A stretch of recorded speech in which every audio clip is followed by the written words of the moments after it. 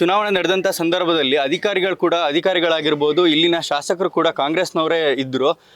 ಸರ್ಕಾರ ಕೂಡ ಅವ್ರದ್ದೇ ಇತ್ತು. ಸರ್ಕಾರ ಅವ್ರದ್ದೇ ಇದ್ದಾಗ ಕೂಡ ನಾವು ಹೇಗೆ ಈ ರೀತಿ ಅಧಿಕಾರಿಗಳ ಮೂಲಕ ನಾವು ಹೇಗೆ ಅಕ್ರಮ ಮಾಡ್ಲಿಕ್ಕೆ ಸಾಧ್ಯ, ನಮ್ಮ ಹತ್ರ ಅಷ್ಟು ಪವರ್ ಇರುತ್ತಾ ಅನ್ನುವಂಥ ಮಾತುಗಳನ್ನು ಕೇಳ್ತಿದ್ದಾರೆ. ಒಂದು ತುಂಬ ಸ್ಪಷ್ಟವಾಗಿ ನಿಮ್ಗೆ ಹೇಳ್ತೀನಿ, ಆ ಅಧಿಕಾರ ಏನು ಮತ ಎಣಿಕೆ ಆಗುತ್ತೆ ಆವಾಗ ಜೀವರಾಜ್ ಅವರು ದೊಡ್ಡ ಅಧಿಕಾರದಲ್ಲಿದ್ದರು. ಮುಖ್ಯಮಂತ್ರಿಗಳ ರಾಜಕೀಯ ಕಾರ್ಯದರ್ಶಿಯಾಗಿ ಕ್ಯಾಬಿನೆಟ್ ರ್ಯಾಂಕನ್ನು ಹೊಂದೋರಾಗಿದ್ದರು. ಸರ್ಕಾರನೂ ಅವ್ರ ಪಕ್ಷದ್ದೇ ಇತ್ತು. ನಾನು ಈಗಲೂ ಹೇಳ್ತೀನಿ ಅವ್ರ ಪಕ್ಷಕ್ಕೆ ನಾನು ಈಗ ಖಂಡಿತ ಆಪಾದನೆ ಮಾಡ್ತಾ ಇಲ್ಲ. ಅವ್ರ ಪಕ್ಷದ ಯಾವುದೇ ನಾಯಕತ್ವ ಇದರಲ್ಲಿ ಸೇರಿದೆ ಅಂತ ನಾನು ಹೇಳ್ತಾ ಇಲ್ಲ. ನಾನು ಆದ್ದರಿಂದ BJP ಪಕ್ಷದವರಲ್ಲೂ ಸಹಿತ ಕೈ ಮುಗಿದು ಕೇಳ್ಕೊತೀನಿ, ಇಂಥ ಅಕ್ರಮವನ್ನು ಅವರು ಬೆಂಬಲಿಸಬಾರ್ದು ಅಂತ ಕೈ ಮುಗಿದು ನಾನು ಕೇಳ್ಕೊತಿದ್ದೀನಿ. ನಾನು ತುಂಬ ಸ್ಪಷ್ಟವಾಗಿ ಹೇಳ್ತೀನಿ, ಈ ಕೆಲಸವನ್ನು ಮಾಡಿದ್ದು ಯಾವುದೋ ದೊಡ್ಡ ಅಧಿಕಾರವನ್ನು ಬಳಸಿ ಅಲ್ಲ. ಈ ಕೆಲಸವನ್ನು ಮಾಡಿದ್ದು ಮಾನ್ಯ DN ಜೀವರಾಜ್ ಅವರು, ಅವರ ಒಬ್ಬ ಪ್ರಮುಖ ಸಹಚರ ಇದ್ದಾನೆ ಕೊಪ್ಪ. ನಾವು ಇತರರ ಪಟ್ಟಿಯಲ್ಲಿ ಅವನೇ ಇರೋದು. ಇತರರು ಅಂತ ಹಾಕಿದ್ದೀವಲ್ಲ ಕಂಪ್ಲೇಂಟಲ್ಲಿ, ಆ ಇತರರ ಪಟ್ಟಿಯಲ್ಲಿ ಇರ್ತಕ್ಕಂಥ ಮೊದಲ ವ್ಯಕ್ತಿ ಅವನೇನೆ. ಅವನು ಹಣ ವ್ಯವಹಾರವನ್ನು ಮಾಡುವ ಮುಖೇನ ಇದನ್ನು ಮಾಡಿದ್ದಾರೆ ಅನ್ನುವಂಥದ್ದನ್ನು ಸ್ಪಷ್ಟವಾಗಿ ಹೇಳ್ತೇವೆ. ನಾವೀಗ ಯಾರೂ ಸಹಿತ ನಾವು ಫಾರ್ಮಲ್ ಕಂಪ್ಲೇಂಟ್, ಯಾಕೆಂದರೆ ಅವತ್ತಿನ ಕಸ್ಟೋಡಿಯನ್ ಯಾರು? ಅಲ್ಟಿಮೇಟ್ ಆಗಿ ಜಿಲ್ಲೆಯಲ್ಲಿ ಜಿಲ್ಲಾಧಿಕಾರಿಗಳು. ಅವತ್ತಿನ ಎಣಿಕೆಯ ಕಸ್ಟೋಡಿಯನ್ ಯಾರು? Returning officer. ನಾನೀಗ ಸ್ಪಷ್ಟವಾಗಿ ಹೇಳ್ತೇನೆ, ಈ ಕುಕೃತ್ಯಗಳನ್ನು 5 ಜನ ಸೇರ್ಕೊಂಡು ಮಾಡಿದ್ದಾರೆ.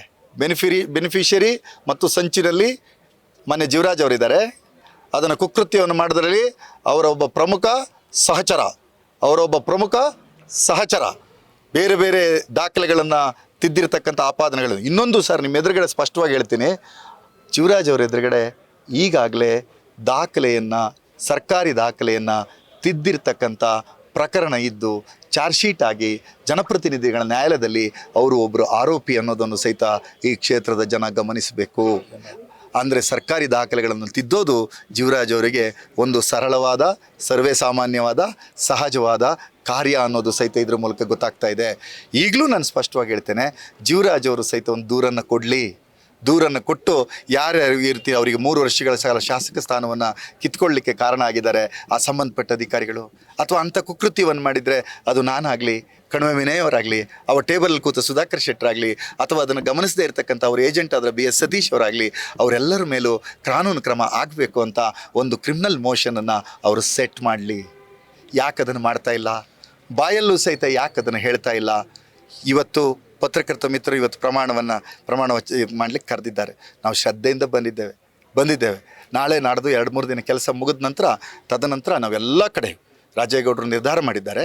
ಅದೇನು ಅಂತಂದರೆ, ಈ ಕ್ಷೇತ್ರದ ಎಲ್ಲ ಪುರಾಣ ಪ್ರಸಿದ್ಧವಾದಂಥ ಎಲ್ಲ ಮತ, ಧರ್ಮ, ಜಾತಿ ಇವರು ನಂಬಿಕೆ, ಶ್ರದ್ಧೆಗಳಿಂದ ನಡ್ಕೊಂಡು ಬರ್ತಕ್ಕಂಥ ಎಲ್ಲ ಜಾಗಗಳಲ್ಲೂ ಸಹಿತ ನಾವು ಪ್ರಾರ್ಥನೆಯನ್ನು ಸಲ್ಲಿಸ್ತೇವೆ. ಅದು ಕಿಗ್ಗ ಶ್ರೀ ಋಷ್ಯಶೃಂಗೇಶ್ವರ ಸ್ವಾಮಿ, ಶಾಂತ ಋಷ್ಯಶೃಂಗೇಶ್ವರ ಸ್ವಾಮಿ ಸನ್ನಿಧಾನದಿಂದ ಒಂದು ದಿನ ಶೃಂಗೇರಿಗೆ ಬಂದು ಶೃಂಗೇರಿಯ ಪ್ರಮುಖ ದೇವಾಲಯಗಳನ್ನು ಮುಗಿಸಿ NR ಪುರದವರೆಗೂ ಸಹಿತ ಜ್ವಾಲಾಮಾಲಿನಿಯವರಿಗೆ ಮಾಡ್ತೇವೆ. ಈ ಕ್ಷೇತ್ರದ ಎಲ್ಲ ದೇವಸ್ಥಾನಗಳಲ್ಲೂ ಸಹಿತ ಸತ್ಯ ಬರುವವರೆಗೂ ಮಾಡ್ತಿದ್ದೇವೆ. ಇವತ್ತೇ ಹಾಸನದ ಇಲ್ಲೆಲ್ಲರಿಗೂ ಭಾರಿ ನಂಬಿಕೆ, ಶ್ರದ್ಧೆಯ ಜಾಗವಾಗಿರ್ತಕ್ಕಂಥ ಎಲ್ಲರೂ ಅವರವರ ನಂಬಿಕೆ ಅವರವರ ಪಾಲಿಗೆ ಆ ಜಾಗದಲ್ಲಿ ಸಹಿತ ನಮ್ಮ ಪಕ್ಷದ ಕೆಲವರು ಶ್ರೀ ಪುರದಮ್ಮ ಕ್ಷೇತ್ರದಲ್ಲೂ ಸಹಿತ ಈ ರೀತಿ ಹೇಳ್ತಾ ಇದ್ದೇವೆ. ಎಲ್ಲರ ಕೋರಿಕೆ ಒಂದೇ, ಯಾರು ತಪ್ಪಿತಸ್ಥ ಮಾಡಿದ್ದಾರೆ ಅವರಿಗೆ ಶಿಕ್ಷೆ ಹಾಕಬೇಕು, ಆ ಶಿಕ್ಷೆಯನ್ನು ತೋರಿಸ್ಬೇಕು. ಸರ್, ಕೊನೆಯದಾಗಿ ತಮ್ಮ ಮುಂದಿನ ಹೋರಾಟ ಏನು ಸರ್? ಯಾಕಂದರೆ DCM CM ಕೂಡ ಭೇಟಿಯಾಗಿದ್ದೀರಾ, ಚುನಾವಣಾ ಆಯೋಗ ಕೂಡ ಈಗಾಗಲೇ ದೂರನ್ನು ಕೂಡ ದಾಖಲಿಸಿದ್ದೀರಾ. ಸರ್, ತಮ್ಮ ಮುಂದಿನ ಹೋರಾಟ ಏನಾಗಿದೆ? ನನ್ನ ಮುಂದಿನ ಹೋರಾಟ ಏನು ಅಂತಂದರೆ, ಒಂದು ಭಾರತೀಯ ಜನತಾ ಪಕ್ಷ ಅಂದರೆ ಜೀವರಾಜ್ ಅವರು ಏನು ಗೆದ್ದಿದ್ದಾರಲ್ಲ ಭಾರತೀಯ ಜನತಾ ಪಕ್ಷ, ಆ ಭಾರತೀಯ ಜನತಾ ಪಕ್ಷದ ಎಲ್ಲ ಹಿರಿಯರಲ್ಲಿ ಹಿಂದೆ ಪ್ರಾರ್ಥನೆ ಮಾಡಿದ ಹಾಗೆ ಈಗಲೂ ಪ್ರಾರ್ಥನೆ ಮಾಡ್ತೇನೆ, ಈ ಕುಕೃತ್ಯಕ್ಕೆ ನೀವು ಬೆಂಬಲಿಸಬೇಡಿ. ಚುನಾವಣೆಗಳಲ್ಲಿ ಸ್ಪರ್ಧೆ ಮಾಡೋಣ, ಕುಸ್ತಿ ಆಡೋಣ, ಚರ್ಚೆ ಮಾಡೋಣ, ಸಂವಾದ ಮಾಡೋಣ. ಈ ಕುಕೃತ್ಯಕ್ಕೆ ನೀವು ಬೆಂಬಲಿಸಬಾರ್ದು. ಯಾಕಂದರೆ ಕೇಳಿ ಇವತ್ತು ಈ ವಿಶ್ವದಲ್ಲಿ ಅತಿ ದೊಡ್ಡ ಸದಸ್ಯತ್ವವನ್ನು ಹೊಂದಿರತಕ್ಕಂಥ ಪಕ್ಷ ಅಂತ ಅವ್ರು ಹೇಳ್ತಾ ಇದ್ದಾರೆ.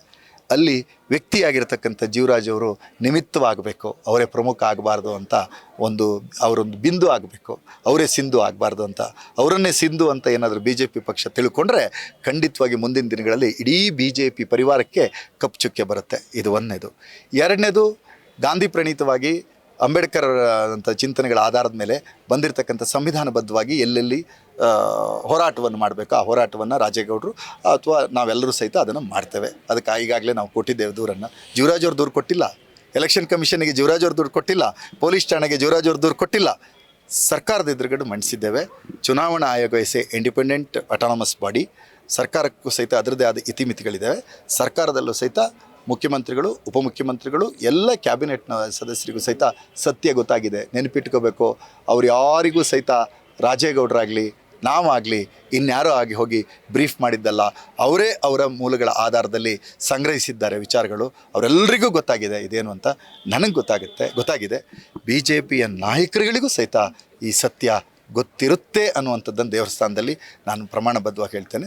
ಮತ್ತೊಂದು ಸಂಗತಿ ನಾನು ಪ್ರಮುಖವಾಗಿ ಹೇಳಿದಂತೆ, ನಿಮ್ಮಂಥ ಈ ಕ್ಷೇತ್ರದ ಯುವಕರು, ಹಿರಿಯರು, ರೈತರು, ಕಾರ್ಮಿಕರು, ಸಕಲ ಜನವರ್ಗದ ಜನರ ಎದುರುಗಡೆ ಹೋಗಿ ಏನು ನಡೀತು, ಹೇಗೆ ನಡೀತು, ಯಾರು ಮೋಸ ಮಾಡಿದ್ದಾರೆ ಅನ್ನುವಂಥದ್ದನ್ನು ನಾವೊಂದು ಜನಾಂದೋಲನದ ಮಾದರಿಯಲ್ಲಿ ಕಟ್ತೇವೆ. ಇದರಲ್ಲಿ ಯಾವ ಕಾರಣಕ್ಕೂ ನಾವು ಸೋತಿದ್ದೇವೆ ಅಂತಿಲ್ಲ.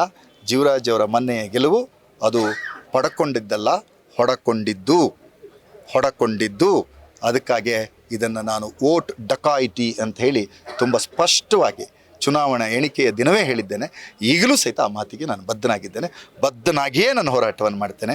ಗೆಳೆಯರೇ, ನಿಮಗೆ ಹೇಳ್ತೇನೆ, ಪ್ರೊಸೀಡಿಂಗ್ಸ್ ಬುಕ್ ಕೆಲಸ ಏನಿದೆ. ಆಮೇಲೆ ಅವತ್ತು ಚುನಾವಣಾ ವೀಕ್ಷಕರಾಗಿ ಬಂದಿರತಕ್ಕಂಥ ಬೇರೆ ರಾಜ್ಯದ IAS ಅಧಿಕಾರಿ ಇದಲ್ಲ, ಅವರು ಪ್ರತಿ ರೌಂಡ್ನಲ್ಲಿ ಸೈನ್ ಮಾಡಿದ್ದಾರೆ.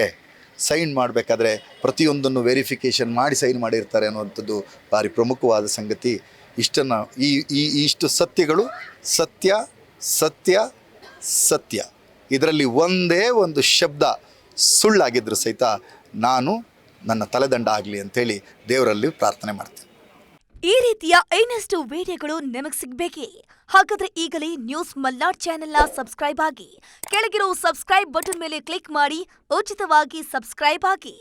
ನಿಮ್ಮ ಒಂದೊಂದು ಸಬ್ಸ್ಕ್ರೈಬ್ ಕೂಡ ನಮಗೆ ಬೆಂಬಲ, ಸ್ಫೂರ್ತಿ.